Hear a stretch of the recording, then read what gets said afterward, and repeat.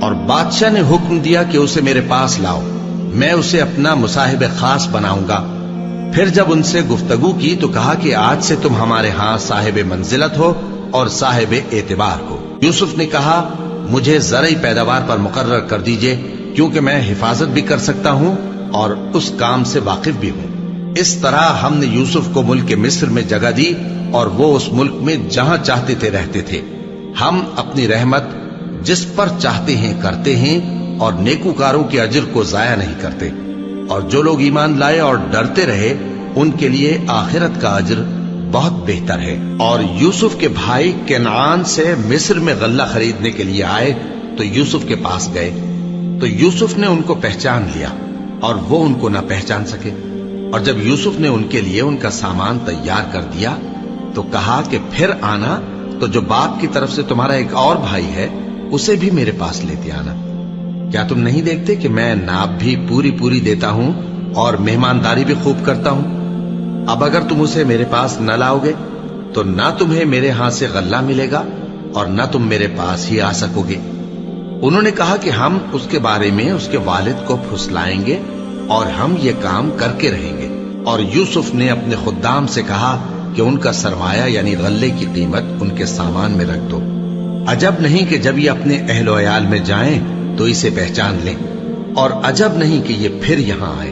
بس جب وہ اپنے والد کے پاس واپس گئے تو کہنے لگے کہ ابا ہمارے لیے غلے کی بندش کر دی گئی ہے، تو ہمارے ساتھ ہمارے بھائی کو بھیج دیجئے تاکہ ہم پھر غلہ لائیں اور ہم اس کے نگہبان ہیں۔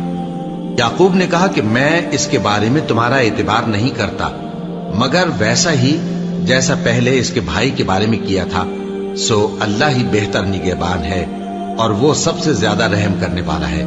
اور جب انہوں نے اپنا اسباب کھولا تو دیکھا کہ ان کا سرمایہ واپس کر دیا گیا ہے۔ کہنے لگے ابا ہمیں اور کیا چاہیے، دیکھیے یہ ہماری پونجی بھی ہمیں واپس کر دی گئی ہے، اور ہم اپنے اہل و عیال کے لیے پھر غلہ لائیں گے اور اپنے بھائی کی نگہبانی کریں گے، اور ایک بار شتر زیادہ لائیں گے کہ یہ غلہ جو ہم لائے ہیں تھوڑا ہے۔ یعقوب نے کہا کہ جب تک تم اللہ کا عہد نہ دو کہ اس کو میرے پاس صحیح و سالم لے آؤ گے، میں اسے ہرگز تمہارے ساتھ نہیں بھیجنے کا، مگر یہ کہ تم گھیر لیے جاؤ یعنی بے بس ہو جاؤ تو مجبوری ہے۔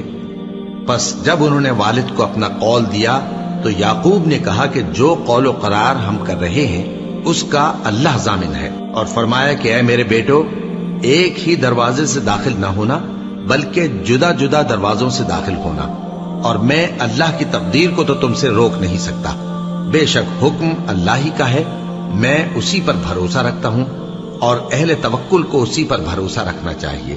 اور جب وہ ان مقامات سے داخل ہوئے جہاں جہاں سے داخل ہونے کے لیے ان کے والد نے ان سے کہا تھا تو وہ تدبیر اللہ کے حکم کو ذرا بھی ٹال نہیں سکتی تھی۔ ہاں وہ یعقوب کے دل کی خواہش تھی جو انہوں نے پوری کی تھی، اور بے شک وہ صاحب علم تھے کیونکہ ہم نے ان کو علم سکھایا تھا، لیکن اکثر لوگ نہیں جانتے۔